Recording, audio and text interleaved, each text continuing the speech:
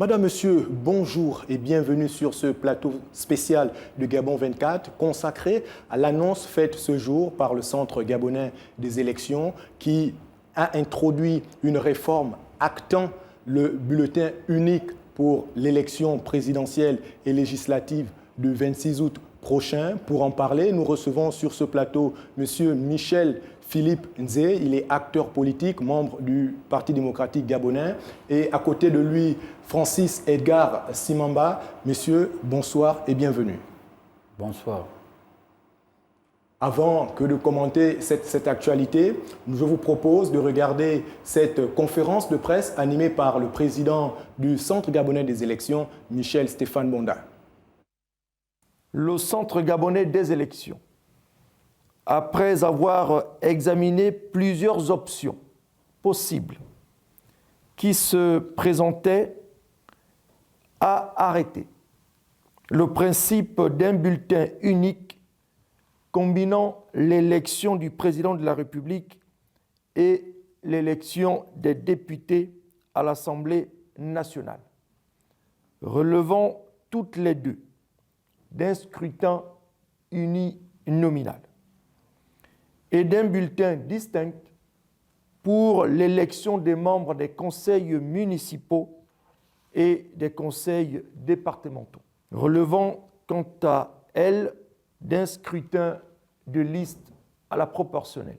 L'adoption du bulletin unique pour l'élection du président de la République et l'élection des députés à l'Assemblée nationale constitue un tournant historique dans la simplification du processus de votation dans notre pays, en ce qu'il va permettre, contrairement à l'organisation des élections couplées de 2018, la facilitation du vote pour l'électorat, la réduction du temps de passage dans les bureaux de vote dès lors que le tri habituel entre plusieurs bulletins est minimisé et maîtrisé. La prévention des tensions politiques et sociales électorales et post-électorales générées par le climat de suspicion habituel.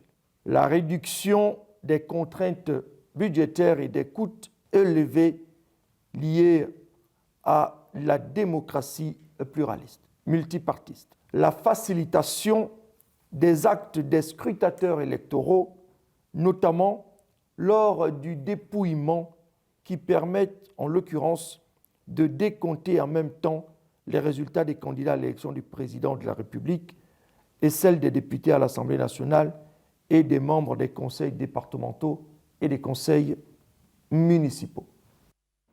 Alors, Monsieur Michel Philippe Nzé, l'enveloppe à coller est une réforme qui avait été introduite dans la loi électorale pour éviter que les électeurs sortent des bureaux de vote avec des bulletins qui montraient leur choix électoral et pouvaient ainsi le monnayer.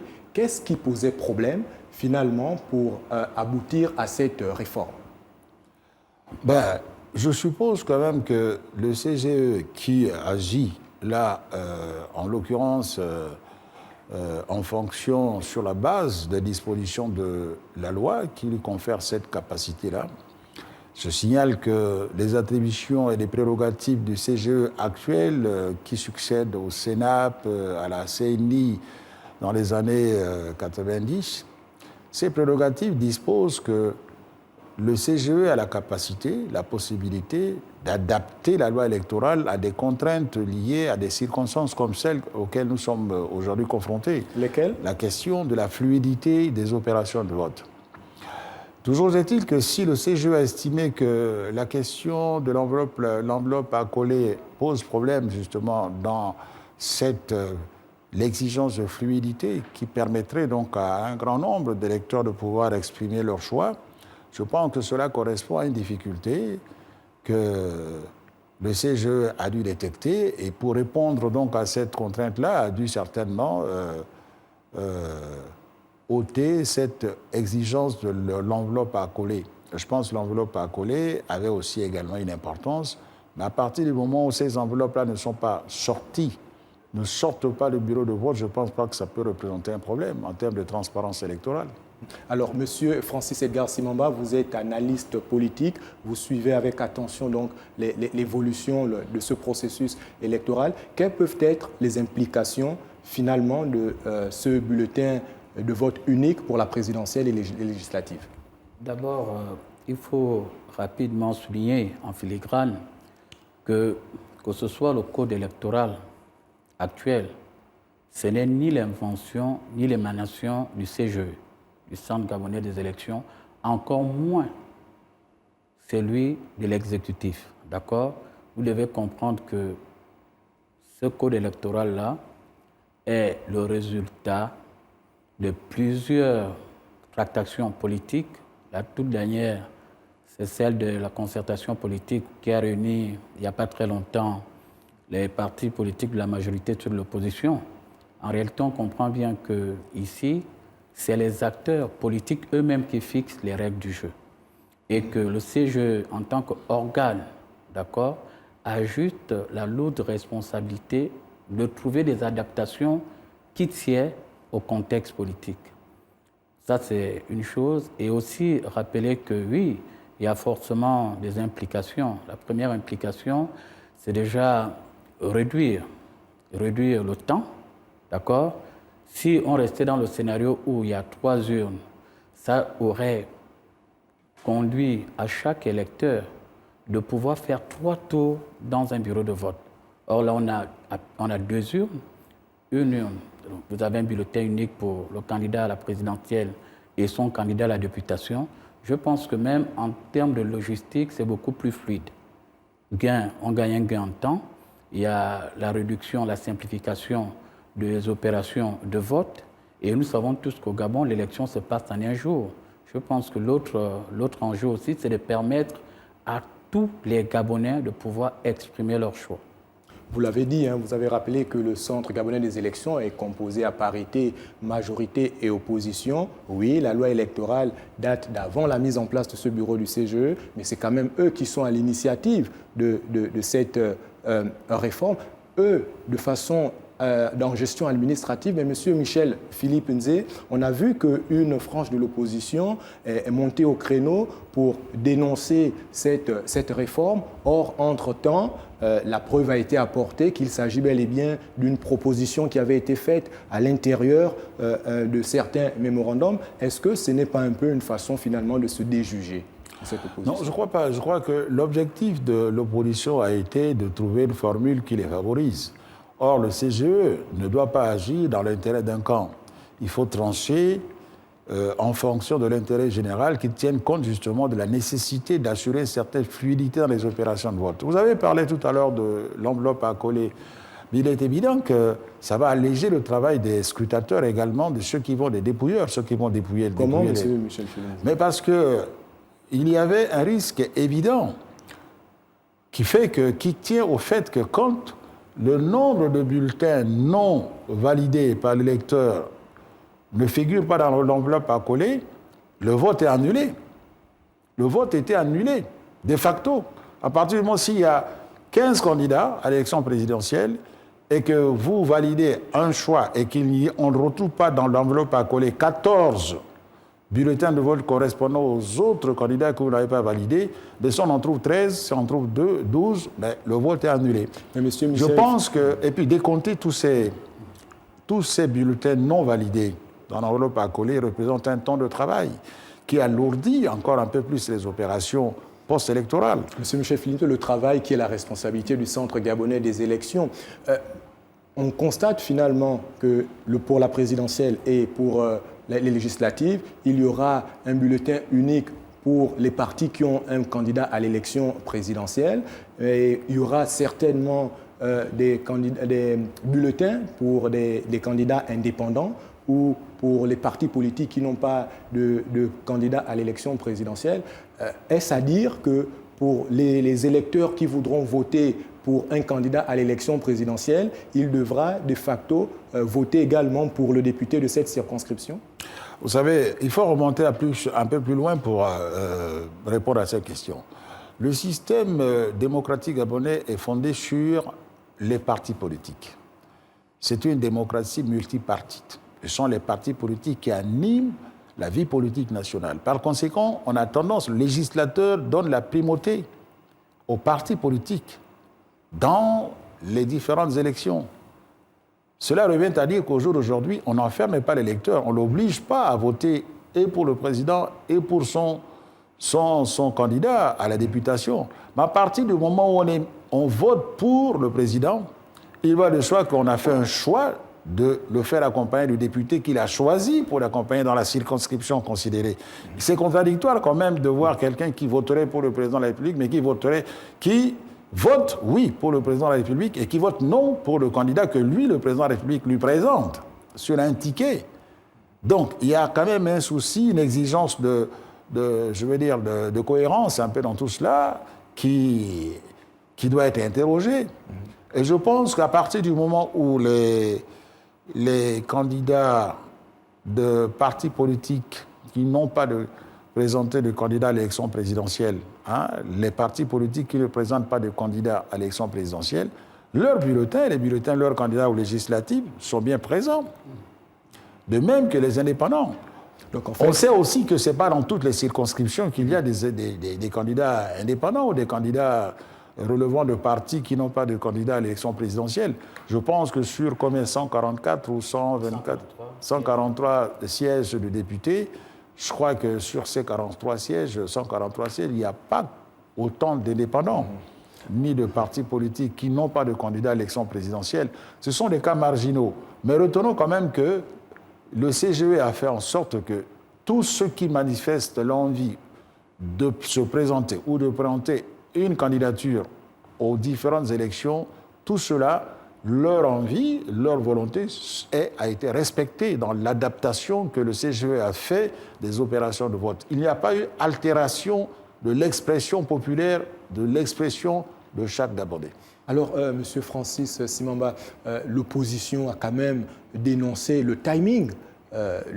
C'est une réforme qui intervient alors que le processus électoral avait déjà été ouvert. Le Centre gabonais des élections examinait déjà les dossiers de candidature. Est-ce que finalement, ce timing-là ne pose pas problème? Bon, mais il faut se dire la vérité. La même opposition, est-ce qu'elle a eu le courage politique de dire aux Gabonais que ce sont ces acteurs, d'accord, qui ont décidé unanimement et de manière consensuelle lors de la dernière concertation politique cette réforme? Ça, ils ne le disent pas. Moi, je pense que, monsieur Abonneur, ce que nous devons retenir ici et qui est important, c'est qu'il faut voir l'objectif visé, d'accord, par cette réforme. Déjà, je relève un fait. Au Gabon, les élections se tiennent sur un jour. 7h30, 18h. D'accord? Ça, c'est du point de vue temporel. Un autre aspect pour cette opposition qui a fait cette proposition, d'accord, c'était, de mon point de vue, c'était déjà de permettre à ce que les opérations de vote soient fluides. Fluides, on gagne en temps, ça simplifie les opérations et ça évite trop de mouvements même à l'intérieur du bureau de vote. Maintenant, moi je pense que la campagne n'est pas encore lancée, d'accord? Pour l'ensemble de ces acteurs politiques engagés dans cette compétition politique, ils ont le temps de faire preuve de pédagogie. Déjà, il faut prendre le temps de donner les raisons, mais aussi donner les véritables informations à chaque électeur pour que le jour J, chacun soit suffisamment prêt pour accomplir cet acte de vote. Monsieur Francis Simamba, rappelons quand même que cette proposition était contenue dans des mémorandas qui avaient été proposés par l'opposition, mais qui n'avaient pas été discutés à la concertation politique. Monsieur Michel Filimzé, je me tourne vers vous quand même pour essayer de comprendre un tout petit peu l'évolution ou de cette gestion des élections par le Centre gabonais des élections. On a vu certains compatriotes quand même s'inquiéter du fait que leur dossier ait été rejeté par le Centre gabonais des élections. Vous suivez les élections depuis un certain nombre d'années. Qu'est-ce qui peut expliquer, quels peuvent être les motifs du rejet d'un dossier de candidature? Je crois que dans l'histoire, là, il faudrait se garder de tout avis définitif. tant que le Centre gabonais des élections ne s'est pas prononcé de manière définitive sur les recours qui ont été introduits justement à son niveau. Nous sommes très mal placés ici pour donner tort ou raison à l'une ou l'autre partie. Je suppose quand même que certains de ces dossiers devaient certainement comporter ou bien entrer en violation avec les dispositions générales un peu de la loi électorale au Gabon. Sinon, je ne crois pas qu'il y ait une intention malveillante de disqualifier certains candidats. Ce serait quand même assez grave.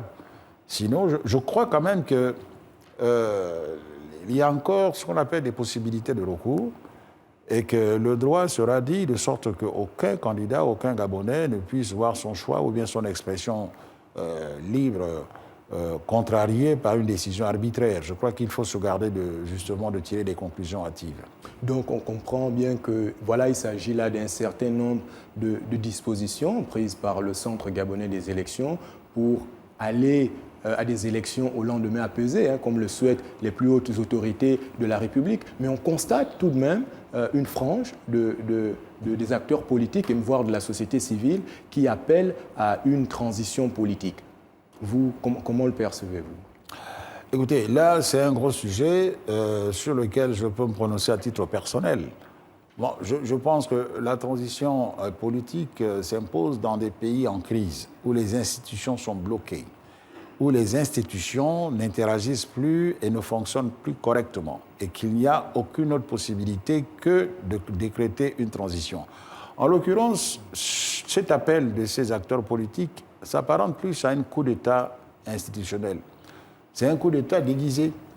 Mais parce il faut bien qu'ils nous disent. On a vu quand même en 1990 une conférence nationale qui avait été initiée par les acteurs politiques. À cette époque, les institutions n'étaient pas bloquées. Il n'y avait pas de crise institutionnelle particulière. Mais il s'agit bien quand même d'une volonté des acteurs politiques de faire en sorte que toutes les forces vives de la nation s'assoient et discutent. Je peux vous assurer qu'en matière de concertation, de conférences, ceci, le Gabon a eu sa dose depuis 1990. On a eu les accords de Paris après la conférence nationale, c'était je crois en 1994, les accords de Paris.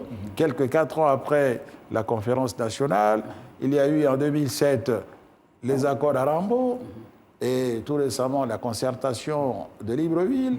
Je pense qu'on va quand même faire l'économie de ces gens de fora au peuple gabonais qui demande qu'à vivre en paix avec ce que les pouvoirs politiques utilisent leur énergie et leurs moyens dans la satisfaction justement de leurs besoins.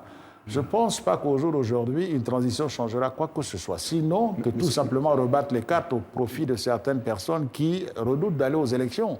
Justement, est-ce qu'en 1990, on était dans une situation compliquée? Oui, pour avoir été témoin de cette époque-là, des événements de cette époque, je pense que historiquement, et dans le quantum de cette période-là, il y avait ce qu'on appelle un grand mouvement, un peu à travers le continent africain et dans le monde, seulement qui visait à rebattre les cartes, à faire en sorte que l'Afrique bascula vers une sorte de démocratie multipartite.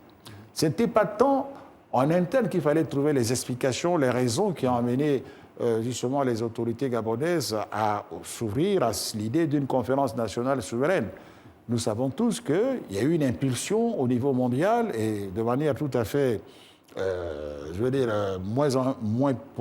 moins prosaïque. Il y a eu quand même la France qui a pensé qu'à partir du moment où certains grands bouleversements géopolitiques se produisaient dans le monde, il n'était pas possible que l'Afrique reste en marge et qu'il était temps que l'Afrique s'orientât vers ce qu'on appelle une démocratie qui accorde une primauté à l'expression démocratique. On n'a pas suffisamment de temps pour revenir sur toute cette histoire parce qu'on n'a pas suffisamment de temps. Je voulais terminer en disant qu'on ne peut pas comparer ce qui s'était produit, les raisons qui ont poussé le Gabon à aller vers cette conférence nationale souveraine à ce qui se passe aujourd'hui. Et rien n'est comparable. Alors justement, M. Edgar Simamba, il y en a qui vont d'ailleurs plus loin et qui demandent un report des élections. Est-ce que vous pensez qu'en l'occurrence, M. Michel Filimzé a peut-être répondu en partie en disant que toutes les institutions fonctionnent, mais est-ce que vous pensez qu'il y a des raisons qui pourraient amener à un report des élections? De mon point de vue, il n'y a aucune raison à la fois qui pourra amener au report de cette élection parce que les acteurs engagés à cette élection, que ce soit les élections présidentielles, législatives ou locales, d'accord, ils ont eu suffisamment de temps le temps de se préparer, le temps de s'exprimer, le temps de poser cette préoccupation. En réalité, moi je pense que nous sommes habitués à ce jeu d'une frange de l'opposition. C'est une fuite en avant, d'accord? Parce qu'aujourd'hui, certains se rendent compte que, n'ayant plus le rayonnement politique datant, ne pouvant pas être sûrs de pouvoir remporter une élection, ne serait-ce que dans un siège de députés, ils trouvent des moyens pour gagner du temps et surtout pour divertir, sinon déplacer le débat. Actuellement, l'actualité politique au Gabon, c'est la préparation des élections générales de 2023. Et dans quelques temps, dans moins d'une semaine, nous allons assister officiellement au lancement de la campagne des élections présidentielles. Justement, dans il le se pose cadre... un problème sur ce point, M. Abourdeur. Oui. Vous savez que le mandat du président de la République gabonais s'achève le 30 août, je crois le 31 août, hein, le 30 août. Le 30 août. Et que différer cette élection serait entrée en période incertaine. Je ne sais pas si c'est une idée, un calcul voulu par certains pour piéger un peu notre pays, pour piéger et l'État et le gouvernement, parce que diront-ils demain quand le président sera alors au-delà de son mandat? Ne trouveront-ils pas le meilleur argument pour dire nous allons installer une transition? Eux seuls ont la réponse, M. Michel Philippe-Zé. Je voudrais quand même aborder un dernier point avec vous avant de nous séparer. Il ne reste plus beaucoup de temps. Justement, M. Francis Edgar Simamba parlait de la préparation de ces élections de façon globale. On voit quand même certaines crispations, certaines tensions dans certaines parties du territoire. Que direz-vous sur la question du vivre ensemble? Est-ce que vous pensez qu'il est aujourd'hui nécessaire de rappeler les valeurs qui fondent justement le vivre ensemble?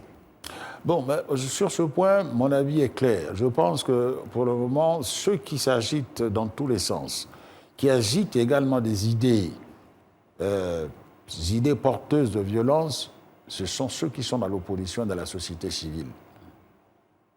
Je veux clairement m'inscrire en faux contre cette façon de faire parce que, vous savez, la paix n'est pas un état permanent figé. M. Michel Philippe-Zé, vous portez là une accusation, mais on a bien vu un acteur politique de l'opposition être victime d'une forme de violence de la part d'un certain nombre d'individus non identifiés à Franceville. Il ne s'agissait pas là de certains acteurs de l'opposition qui attaquaient la société civile. Je parle de discours, mais je condamne évidemment ce qui s'est passé à Franceville. Encore faudrait-il identifier clairement, du point de vue juridique, vous pouvez dire d'où venaient ces gens-là, qui les a envoyés?